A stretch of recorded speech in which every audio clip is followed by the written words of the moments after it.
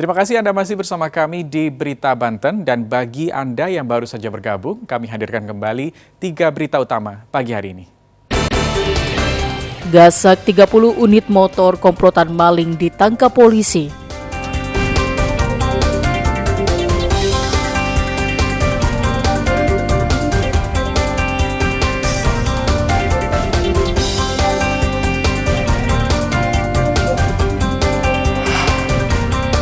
Belasan WNA ilegal ditangkap petugas imigrasi Suta.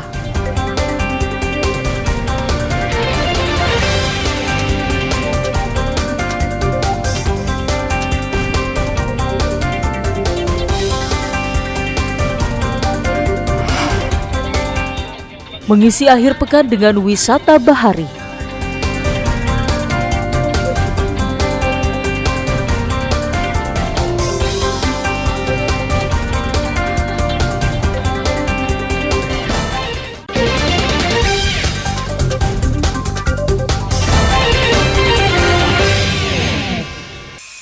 Waisak merupakan hari raya yang dinanti pemeluk agama Buddha.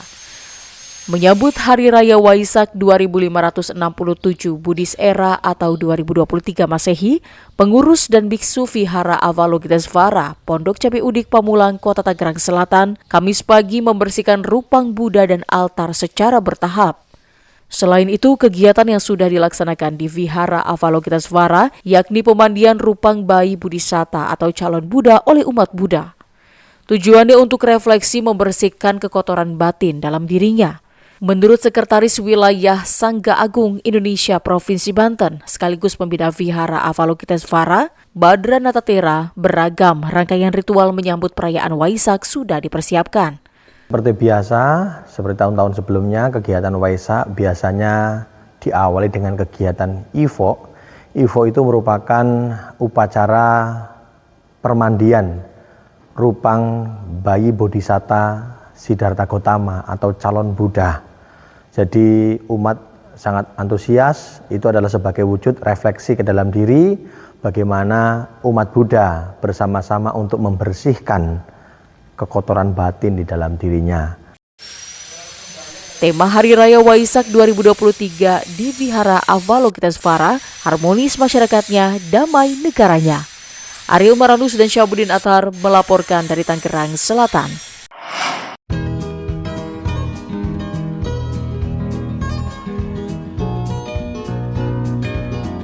Setiap daerah memiliki makanan khas yang berhubungan dengan kondisi wilayah. Kota Serang yang memiliki daerah pesisir juga memiliki makanan khas berbahan dasar ikan, yakni sate bandeng. Sate bandeng konon merupakan salah satu sajian kesukaan pada masa Kesultanan Banten. Hingga saat ini kuliner ini masih banyak diminati dan bisa menjadi oleh-oleh khas Kota Serang.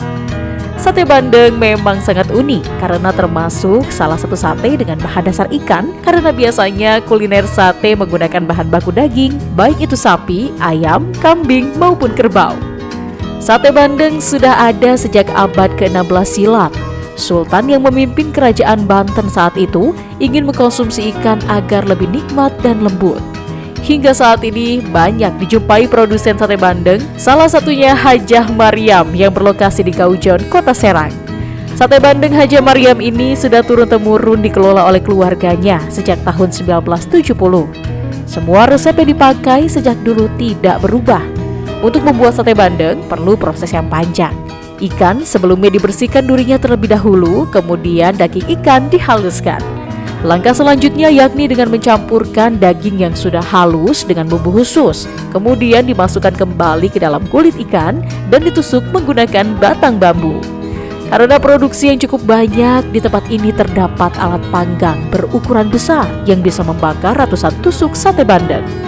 Proses pemanggangannya juga harus merata agar daging ikan dan bumbu yang sudah tercampur bisa matang secara merata. Biasanya sate bandeng dipanggang terlebih dahulu hingga setengah matang, kemudian sate bandeng kembali dibalut dengan adonan yang sudah dicampuri bumbu hingga menutupi semua permukaan ikan agar pada saat dipanggang tidak gosong. Sate bandeng Hajah Maryam juga bisa dikirim sebagai oleh-oleh hingga keluar Banten hingga ke mancanegara. Bahkan dalam sehari, ratusan sate bandeng habis terjual dalam waktu hanya beberapa jam saja. Sate bandeng ibu ini ya sudah terkenal ke mancanegara, negeri Belanda, Australia. Tapi kita nggak sengaja gitu mengirim ke sana gitu. Mungkin ada turis-turis yang kesini mampir untuk membeli, terus dibawa oleh-oleh ke sana gitu. Jadi kita menerima pesanan untuk keluar daerah, untuk di sini untuk ada acara seperti di kabupaten, untuk oleh-oleh, untuk parsemanan gitu, untuk orang hajatan di sini. Nah, gimana? Menarik bukan? Kalian pecinta kuliner wajib mencicipi makanan sate bandeng khas Serang ini. Dijamin, pasti kalian akan ketagihan.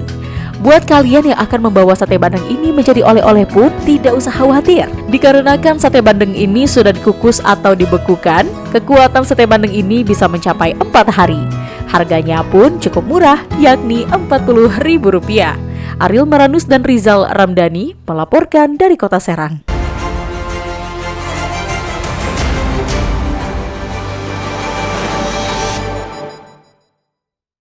Bambang Arianto, remaja asal Desa Sukamaju, Kecamatan Sobang, Kabupaten Lebak, ditangkap anggota unit PPA Satreskrim Polres Lebak. Bambang bersama kekasihnya Siska ditetapkan menjadi tersangka atas penemuan jasad bayi di sebuah kebun yang berada di bahu Jalan Cipanas, Warung, Banten. Kejadian bermula, warga dihebohkan dengan penemuan jasad bayi di sebuah kebun. Polisi langsung menyelidiki. Hasil penyelidikan mengarah pada Bambang dan Siska sebagai pelaku pembuangan bayi. Keduanya ditangkap di rumahnya masing-masing. Berdasarkan keterangan tersangka, bayi yang dilahirkan merupakan hasil hubungan gelap keduanya. Persalinan dilakukan di sebuah klinik. Penjambretan yang dilakukan 2 orang di depan salah satu toko makanan cepat saji di Jalan Ki Ajurum, Kecamatan Cipojok Jaya, Kota Serang terekam CCTV. Pelaku mengacungkan senjata tajam ke korban yang hendak pulang usai menutup toko. Korban yang panik kemudian berteriak, sementara 1 orang lainnya lari karena ketakutan. Teriakan korban membuat pelaku panik dan langsung mendatangi temannya yang telah menunggu di motor dan berusaha kabur. Naas karena panik, pelaku kemudian terjatuh.